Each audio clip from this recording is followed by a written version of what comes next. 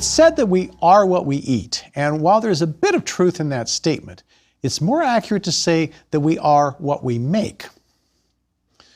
Sugars, fatty acids, phospholipids, cholesterol, hormones, proteins, nucleic acids, you name it. All the molecules we've been discussing and many more must be assembled in cells. Yes, cells use small building block molecules obtained from breakdown of food. But if you really get down to it, what you are is not what you eat. The surprising fact is our cells are almost constantly making new molecules just to keep us alive. And to do that requires ATP energy. This is where what we've learned about how catabolic pathways extract and store energy comes in. Those processes allow us to make our weight in ATP each day. And that's just barely enough. We use up ATP as fast as we make it, and that's why we don't double in weight every day, which is good. And one of the most important uses of ATP is for building new cellular components. Just as a manufacturing facility needs energy to run machinery that builds widgets, our anabolic factories that make new molecular widgets need energy obtained from catabolic pathways. To start our tour of cell manufacturing, we will trace anabolic pathways that lead to the synthesis of some of the most important groups of molecules: sugars, complex carbohydrates, fatty acids, and other lipids. Along the way, you'll also learn why alcohol and exercise don't mix, how our bodies create short and long-term energy stores, why some essential fatty acids can be problematic if their ratios are not optimal. What all of these have in common is connection to how our bodies synthesize carbs and fats. A key idea for understanding the building of molecules is, in part, reversing breakdown of those same molecules. But there are differences. First, building up requires more energy than the same pathway yields in breaking down. Second, sometimes we use many of the same enzymes, but take a couple of detours to reduce the amount of energy needed to travel uphill more efficiently. And third, other times we use similar reactions in reverse, but with totally different enzymes in a totally different cellular location. And last, we straddle a catabolic-anabolic divide on the pathway for making sugars used in DNA and RNA that has no fixed starting or ending point. We'll begin with the synthesis of glucose through a pathway known as gluconeogenesis, which literally translates to new synthesis of glucose. Duh, right? So why would our bodies eat glucose and then make it? The answer lies in the fact that the body needs a continual supply of glucose, and synthesis fills in the gaps. Between meals and during exercise, blood glucose levels drop, but the need for glucose does not, particularly in the brain. Our brains require about 60% of the total glucose we use at rest, and even temporary drops in blood glucose can lead to impaired cognitive function. Why not just keep eating glucose? Well, unless you're under a doctor's orders to do so, using diet to maintain glucose levels is not a good idea. The body generally keeps blood glucose levels constant better than dietary approaches.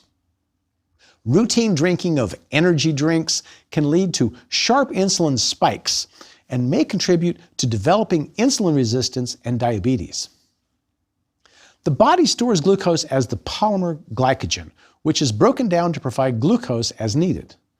But we only have about a 24-hour supply of glycogen in our bodies. So keeping glucose levels stable often requires glucose synthesis, again, gluconeogenesis.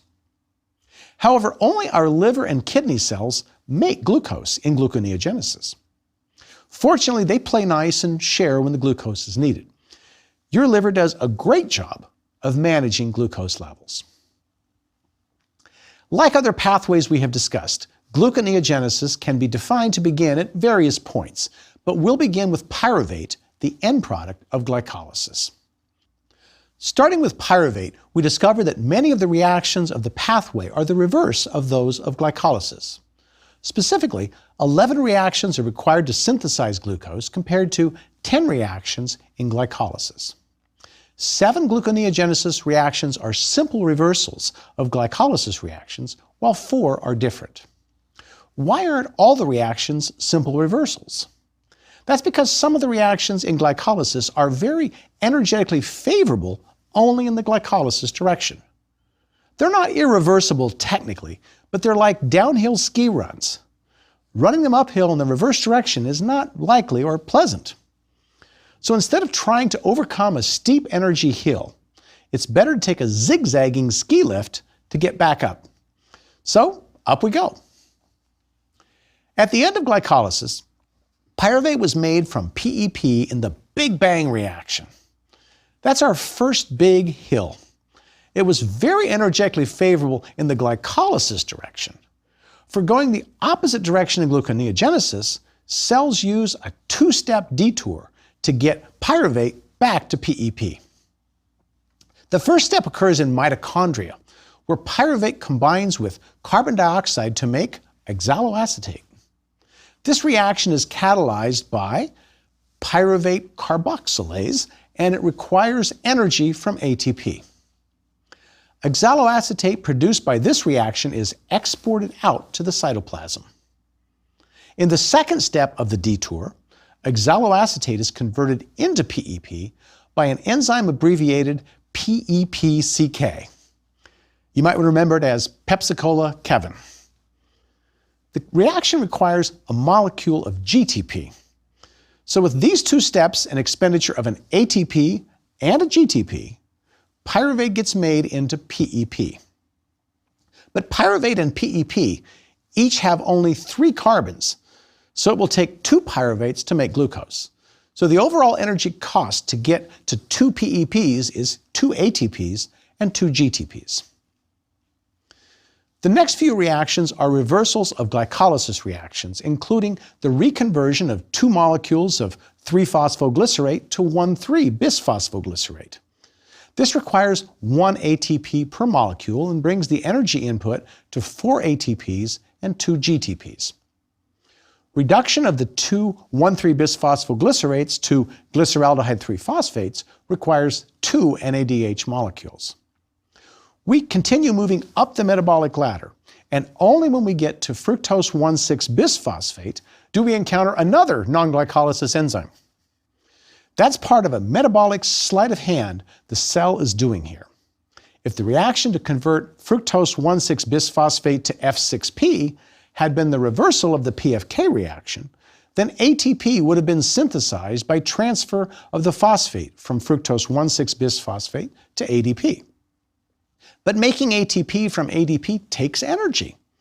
What happens instead is F16BP is converted to F6P by a different enzyme, fructose 1,6-bisphosphatase, which simply snips a phosphate off of fructose 1,6-bisphosphate to leave fructose 6-phosphate and a free phosphate.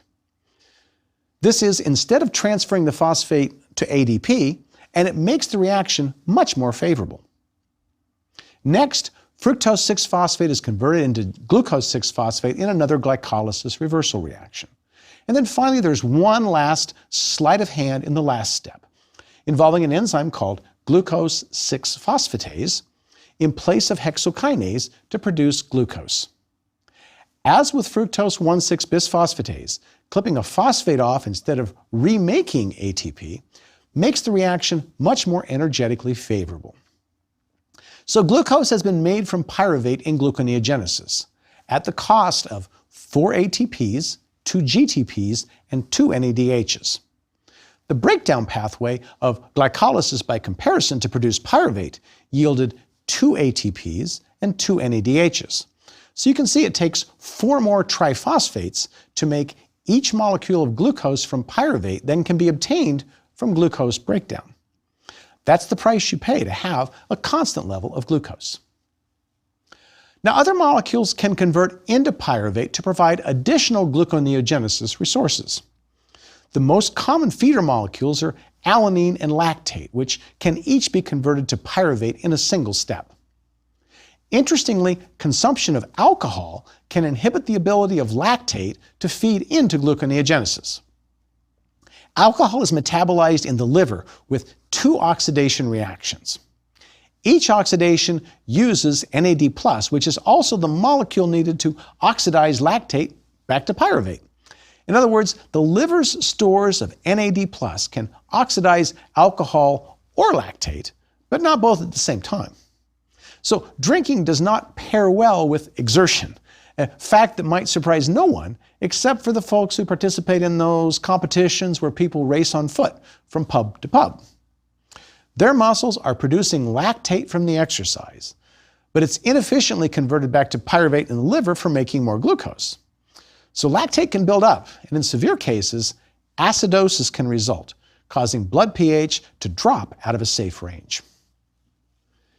Another point of entry for gluconeogenesis is oxaloacetate, which can be obtained from the citric acid cycle, fed by amino acids like glutamate or glutamine.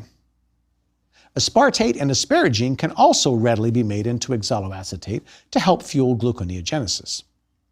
Fat is yet another source of an intermediate for gluconeogenesis, but only a tiny portion of it. Hydrolysis of fat separates off glycerol, which gets converted to dihydroxyacetone phosphate that's part of the pathway.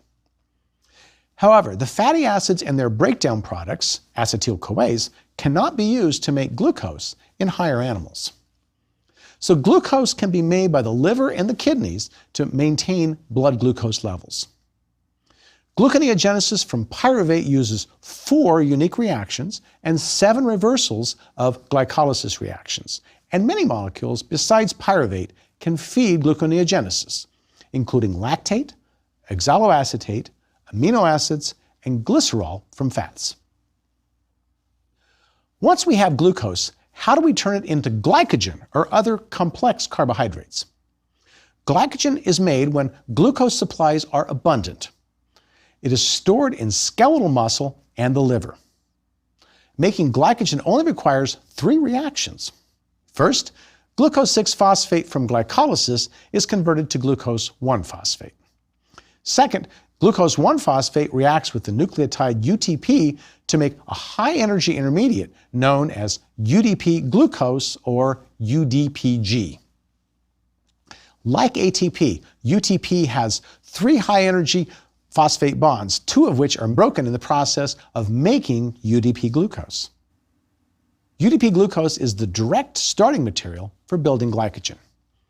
In the third step, glucose of the UDP glucose is added to an existing glycogen molecule by glycogen synthase. If the cell needs to make glycogen from scratch, another enzyme called glycogenin is used, but both enzymes are catalyzing the same type of reaction. Each UDP glucose reacts with the end of a growing glycogen chain, adding a glucose and releasing the UDP. Glycogen is a highly branched molecule, not just a linear chain of glucoses. So in the last step, glycogen branching enzyme grabs a part of the chain and moves it to the point where it attaches to another part of the glycogen chain as a branch. Why not continue making one long string? Why make a branched molecule? When glycogen is broken down for energy, its chains are cleaved starting at the ends. The more branched glycogen is, the more ends, and thus the more glucose can be quickly released.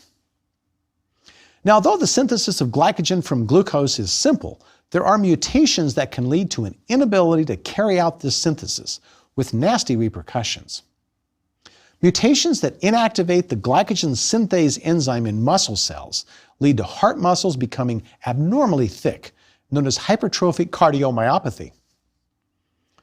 Glucose is but one of the sugars our body needs. You saw fructose 6-phosphate in the breakdown of glucose. But there are other sugars with 5 carbons called pentoses that are needed for RNA and DNA. This is why there's another pathway for synthesis of sugars and related compounds, known as the pentose phosphate pathway, or PPP, that we've talked about earlier. The PPP has at least 2 important outputs. First, hexose sugars like glucose can be converted to pentose sugars like ribose. And second, NADPH can be formed. Both of these molecules may be needed by rapidly growing cells. The PPP is a very unusual metabolic pathway that has no real beginning or end. Its role is serving as a cellular interchange for materials. Now, the citric acid cycle was also an interchange with no beginning or end, but the PPP, unlike the citric acid cycle, does not remake its starting material. As a result, cells can easily use one part of the PPP and do nothing with another part of it without consequence or implication for the rest of the pathway. Let's take a look at how it works. Keep in mind that the reactions here in the PPP, like almost all reactions, are bidirectional. NADPH is a simple output from the pentose phosphate pathway, but it does have a required starting material. To make it, you have to have G6P. This can come from glycolysis or gluconeogenesis. Another output of the PPP is ribose 5-phosphate. It can also use G6P as a starting point, but other intermediates from glycolysis in the PPP also work. Fructose 6-phosphate and glyceraldehyde 3-phosphate, for example. PPP could just as easily have a starting point of ribulose 5-phosphate from the diet. Now, what's happening is PPP allows cells to use whatever sugar phosphate molecules they have to make other compounds for cells. That's the interchange. Let's look at an example. What if a cell had a need for tryptophan and had just broken down a bunch of RNA? The cell at that point would have a lot of ribose 5-phosphate, and it could convert some of it to ribulose 5-phosphate. A series of reactions would then lead to the tryptophan synthesis pathway, and the cell would have tryptophan. If instead of making tryptophan, the cell needed glucose, it could move towards glucose by making glucose neogenesis intermediates such as fructose 6-phosphate, glyceraldehyde 3-phosphate, or glucose 6-phosphate. In short, the PPP truly functions like a molecular interchange. And the NADPH that it produces is needed in our next topic, synthesis of fatty acids. We've seen that fatty acids are the simplest of lipids with a carboxyl group of COOH at one end and a long nonpolar hydrocarbon tail with a CH3 methyl group at what is called the omega end. Fatty acids are acyl groups joined to glycerol to make fats that I've described as triacylglycerols. Fats are the most efficient energy storage molecules, providing more than twice as many calories per gram as proteins or carbohydrates do. Fat is long-term energy storage, deposited in cells called adipocytes that expand to accommodate it as necessary. Not surprisingly, fatty acid synthesis is favored when there's an abundance of energy and raw materials from food. Though lipids have many sizes, shapes, and functions, a large number, including fatty acids, are made from the same starter molecule, acetyl-CoA. This one starter molecule is the closest thing to a common denominator shared by all the lipids. This is all very convenient, perhaps too convenient, since there are several pathways providing our cells with acetyl-CoA, including breakdown of sugars, amino acids, and fats. Though the pathway for building fatty acids is chemically similar to a reversal of the breakdown pathway, synthesis has several distinct aspects. A 3-carbon intermediate is used to add 2 carbons to the growing chain. Second, NADPH is the electron source for the reduction reactions. Third, reactions are not reversals of fatty acid oxidation. Fourth, it all takes place in the cytoplasm versus the mitochondria for oxidation. Now, although it is not directly used to add 2 carbons as the chain grows, acetyl-CoA plays 2 roles in the process. It provides the 2 carbons needed to start the process, and it's also used for making the 3-carbon malonyl intermediate. To get acetyl-CoA into the cytoplasm for these purposes, it must be moved from the mitochondrion. Now, this occurs when mitochondria have an excess of acetyl-CoA or citrate. However, no protein will transport acetyl-CoA into the cytoplasm, so it has to be moved as citrate, as we will see in a minute. citrate is already being made in the mitochondria in the citric acid cycle. Citrate synthase joins oxaloacetate to acetyl-CoA, splitting out the CoA in the process. So citrate turns out to be a branch point for two pathways, one being catabolic, the citric acid cycle, and the other anabolic, the pathway for synthesis of fatty acids. And it does this by providing a shuttle to move two carbons as acetyl-CoA out into the cytoplasm. Which path citrate takes is a function of whether the cell needs energy from the citric acid cycle or has excess to make fatty acids. Upon citrate's arrival in the cytoplasm, it is split back into oxaloacetate and acetyl-CoA thanks to the addition of a coenzyme A to the acetyl group in the cytoplasm. Oxaloacetate returns to the mitochondrion and can transport additional acetyl groups by remaking citrate as needed. Because not all reactions go to completion, there will be some free citrate floating around in the cytoplasm. This turns out to be quite useful as citrate is an allosteric activator of the first and most important enzyme in the fatty acid synthesis pathway, acetyl-CoA carboxylase. This enzyme catalyzes the addition of a carbon dioxide to acetyl-CoA to make a 3-carbon molecule called malonyl-CoA. Once malonyl-CoA is made, the rest of the reactions to make the fatty acid are performed on a single multifunctional complex called fatty acid synthase. This one complex brings to bear 7 distinct enzyme actions and swaps in a replacement for CoA as well. The swap takes place because fatty acid synthesis uses acyl carrier protein, or ACP, as a handle for the growing acyl chain during the process of fatty acid synthesis, getting to a 16-carbon fatty acid. So an enzymatic activity in the fatty acid synthase complex catalyzes the replacement of CoA on an acetyl-CoA for ACP. This acetyl ACP is the seed used to start the synthesis process. The newly made malonyl-CoA undergoes the same reaction. So now we have acetyl ACP and malonyl ACP, and we begin to assemble a fatty acid. The next reaction joins malonyl ACP with the acetyl ACP seed, splitting out a carbon dioxide from the malonyl ACP to make a 4-carbon molecule linked to ACP. Starting with a 2-carbon acetyl group and a 3-carbon malonyl group, this reaction ends up adding 2 carbons with the loss of CO2. Now compare this with beta oxidation, where 2 carbon units were cleaved off at each step. Here in fatty acid synthesis, it's the reverse. 2 carbon units are added to the growing fatty acid chain at each step. Because each step of fatty acid synthesis adds 2 carbon units, almost all fatty acids have an even number of carbons.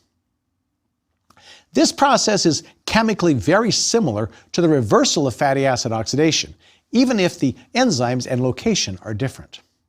Now let's look at this more closely. In beta oxidation of a fatty acid, the first 3 steps were dehydrogenation, gain of water, and oxidation. In synthesis, starting with the double-bonded oxygen at carbon number 3, the next 3 steps of synthesis are reduction of the ketone to make an alcohol, loss of water, and hydrogenation, which is a second reduction.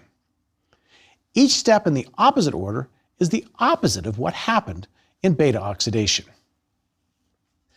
The 2 reduction steps in fatty acid synthesis each requires NADPH. These include reduction of the ketone at carbon number 3 and the final hydrogenation. At that point, we have an acyl ACP with 4 carbons. This then is the starting point for the addition of the next 2 carbons from another malonyl ACP in a repeat of the process. The cycle of addition of malonyl ACP to the growing acyl ACP chain, followed by the reduction steps, continues. Finally, an acyl ACP is made with 16 carbons, known as palmitoyl ACP. This molecule swaps out the ACP handle for a coenzyme A, making palmitoyl-CoA.